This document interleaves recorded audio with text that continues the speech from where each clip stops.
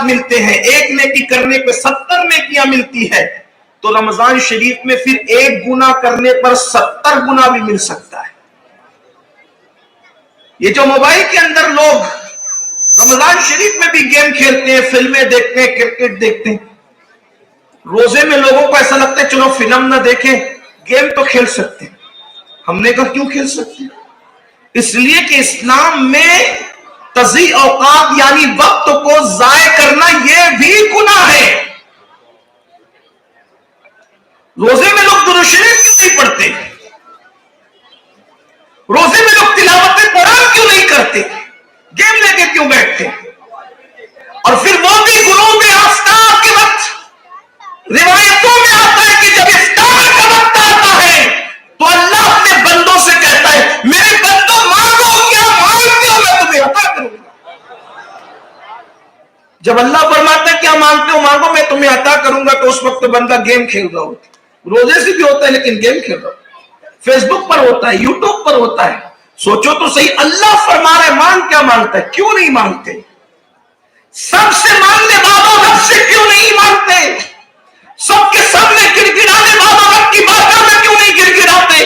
اور یاد رکھنا دنیا کا انسان وعدہ کر کے خلاف کر سکتا ہے، مگر میرے اللہ کی شان ہے ان اللہ لا یخلف المیعاد، میرا اللہ وعدے کے کبھی خلاف نہیں کرتا، وہ اپنے وعدے کو مکمل کرتا ہے۔ اس لیے کہ وہ وعدہ پورا نہ کرے تو کون کرے؟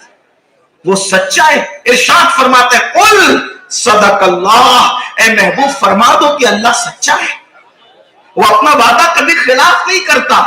تو مسلمانوں کو چاہیے کہ وہ گڑ گڑائے، سحری میں بھی گڑ گڑائے، بلکہ سحری کے لیے اٹھتے ہیں تو تھوڑا سا 5 منٹ جلدی اٹھ جائیں، وضو کرے، تہجد پڑھ لے، دعا کر لے، اس لیے کہ جب رات کا آخری پہر ہوتا ہے تو بھی اللہ بندوں سے کہتا ہے کوئی روزی مانگنے والا میں اس کو روزی عطا کروں، ہے کوئی اولاد مانگنے والا میں اس کو اولاد عطا کروں، ہے کوئی مشکلوں سے نجات مانگنے والا میں اس کو مشکلوں سے نجات عطا کروں۔ مسلمانوں ہم اپنے مسائل کے اندر جھج رہے ہیں، لیکن ہمارے مسائل کا حل لوگوں کے دروازوں پہ نہیں ہے، نہ سیاسی لیڈروں کے دروازوں پر ہے، نہ ماہرین معاشیات کے دروازوں پر ہے، نہ جو سماج کے کارکنوں کے دروازے پر ہے۔ ہمارے مسائل کا حل کل بھی اللہ کی چوکھٹ پر تھا اور آج بھی اللہ کی بارگاہ میں ہے۔ خدا کی بارگاہ میں گڑگڑا کے دیکھو، ہر مسئلے کا حل ملتا ہوا نظر آئے گا۔ اس لیے ماہ رمضان شریف کے ایک ایک لمحے کی قدر کیجئے، اس لیے کہ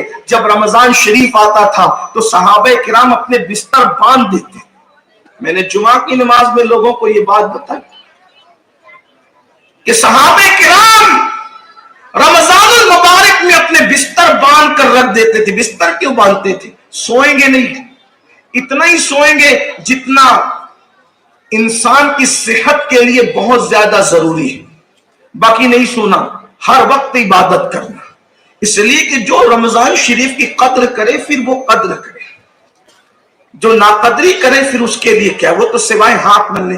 بلکہ ایک گزارش میں آپ سے کرنا چاہتا ہوں جو یہاں سن رہے ہیں، کوشش کیجئے کہ رمضان المبارک تک اگر ہم پہنچ گئے، ابھی تو پہنچنا بھی ایک بات ہے، اس لیے کہ ابھی روزے کے آغاز میں اور چاند کے نظر آنے میں کچھ وقت ہے، یہاں تو پل کی خبر نہیں ہے کل کی بات کون ہے، پتہ نہیں کتنے خوش نصیب پہنچ سکیں گے رمضان المبارک تک، یہ ایک الگ مسئلہ ہے۔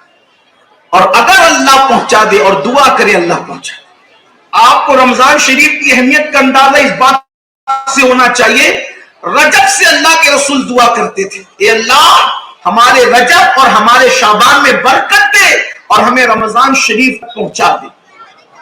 حضور علیہ السلام 3 مہینے لگاتار رمضان المبارک میں پہنچنے کی دعا فرما رہے، گویا کہ 2 مہینے رجب اور شعبان میں اور رمضان شریف کا 3را مہینہ حضور دعا کرتے ہیں ہمیں تعلیم امت کے لیے ہمیں رمضان شریف تک پہنچا دے۔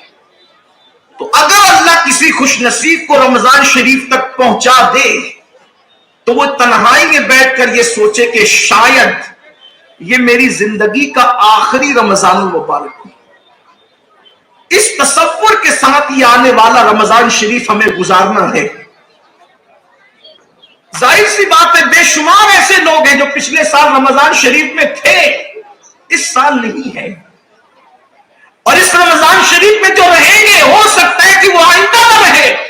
रमजान मुबारक तो आता जाता रहेगा, खुदा के कई अजीम महीना मेहमान बन करके आता जाता रहेगा, ये अपनी बरकतें लुटाता रहेगा, ये मौसम बहार आता रहेगा, ये नेकियों का महीना आता रहेगा, ये बरकतों का, रहमतों का, मगफिरत का और जहन्नम से आजादी का ये मुबारक महीना आता जाता रहेगा, मगर कौन हम में से रहेगा, ये बड़ा मसला है। इसलिए अल्लाह के बंदो, ये रमजान मुबारक को हम सब ये सोच करके गुजारे कि शायद ये हमारी जिंदगी का आखिरी माह रमजान हो, इसमें तहज्जुद भी पढ़ा करें, कम से कम एक कुरान मुकद्दस खत्म करने की कोशिश करें।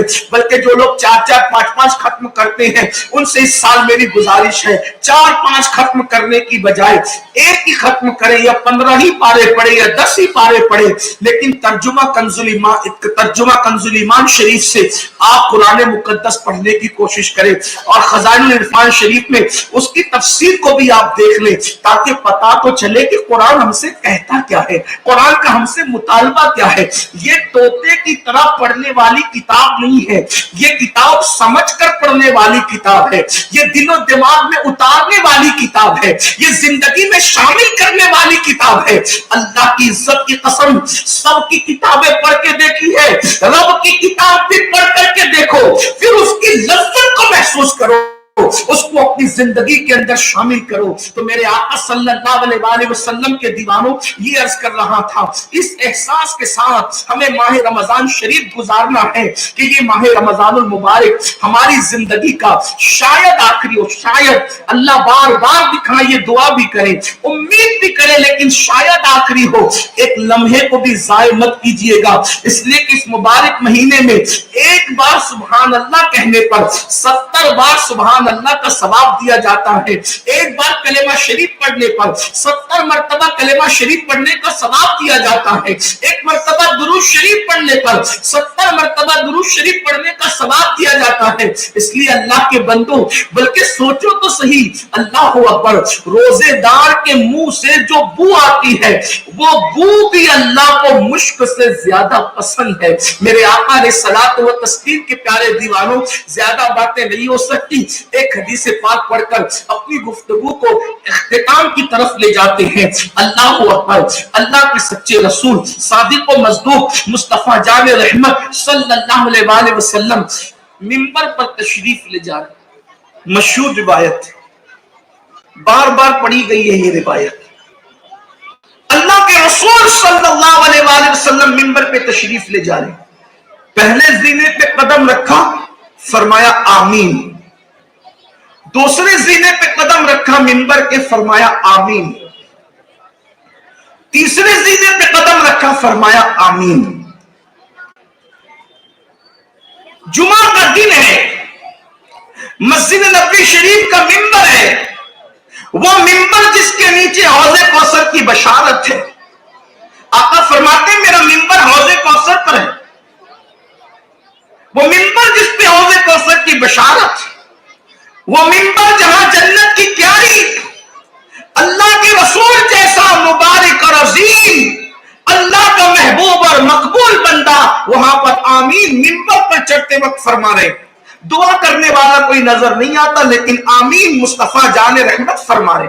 जिस दुआ पर हुजूर आमीन कह दे, उस दुआ की शान का आलम क्या होगा। लेकिन सहाबे किराम की आदत थी, जब भी कोई बात समझ में नहीं आती तो अल्लाह के रसूल अलैहिस्सलातु व तस्लीम से पूछ लिया करते थे। सहाबे किराम ने अर्ज किया, या रसूल अल्लाह सल्लल्लाहु अलैहि वसल्लम, हमारे माँ बाप आप पर कुर्बान, हुजूर ये बताएं कि आप मिंबर पर चढ़ते वक्त आपने हर जीने पे कदम रखा तो आमीन आमीन आमीन फरमाया, 3 मरतबा आपने आमीन कहा, आमीन कहने की वजह क्या है। अल्लाह के रसूल सल्लल्लाहु अलैहि वसल्लम ने अब पर्दा उठाया और इरशाद फरमाया, ऐ मेरे सहाबा, जब मैं मिंबर पर चढ़ रहा था उस वक्त तो सैयदुल मलाइका जिब्रील अमीन तशरीफ लाए थे और उन्होंने दुआ की, तो मैंने उनकी दुआ पर आमीन कहा।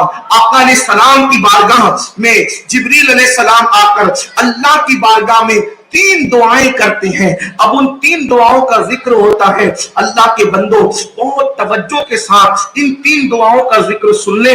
दुआ करने वाले सैयदुल मलाइका, दुआ करने वाले सैयदुल मलाइका, और जहां दुआ हो रही है, जहां दुआ हो रही है वो मिंबर के करीब मस्जिद नबवी शरीफ का मिंबर, और दिन जुमतुल मुबारका का, अल्लाह अकबर, और अल्लाह के हबीब सल्लल्लाहु अलैहि वसल्लम सैयदुल अंबिया उस पर आमीन फरमा रहे हैं। अब जरा तरतीब को मलहूज न रखते हुए बतौर मफहूम में मैं आपके सामने पेश करूं। अल्लाह के रसूल सल्लल्लाहु अलैहि वसल्लम ने इरशाद फरमाया कि जिब्रील अमीन ने दुआ की और दुआ में ये अर्ज की, ए अल्लाह, जो अपने माँ बाप में किसी को बूढ़ा पाए, यानी माँ बाप को कोई बुढ़ापे में पाए और माँ बाप को बुढ़ापे में पाकर वो उनकी खिदमत करके अपने लिए जन्नत को लाजिम न करार ले या जन्नत को वाजिब न करार ले, मौला तू उसको अपनी रहमत से दूर कर दे।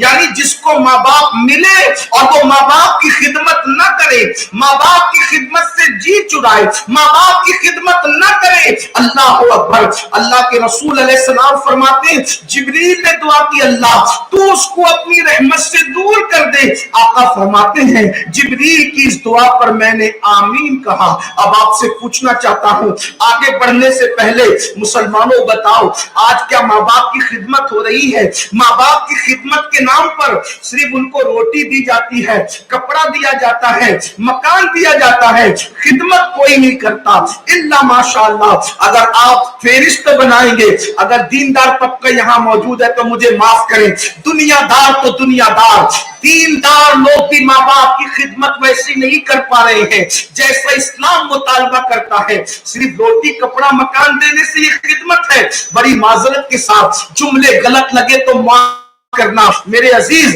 रोटी का टुकड़ा तो लोग पाने हुए कुत्ते को भी दे देते हैं, चारा तो लोग बकरी के आगे भी रख देते हैं। क्या सिर्फ खाना खिलाना और पानी पिलाना और घर में रखना यही माँ बाप की खिदमत है? नहीं नहीं, अल्लाह अकबर। बेशुमार माँ बाप है जो घरों के अंदर गुलामों की तरह रखे जाते हैं। हाँ हाँ, अल्हम्दुलिल्लाह हम पूरे हिंदुस्तान जा रहे हैं अल्लाह की अता से, और अमीरों के यहाँ भी जाते हैं, गरीबों के यहाँ भी जाते हैं, और बहुत बारीकी के साथ माहौल पर नजर रखते हैं।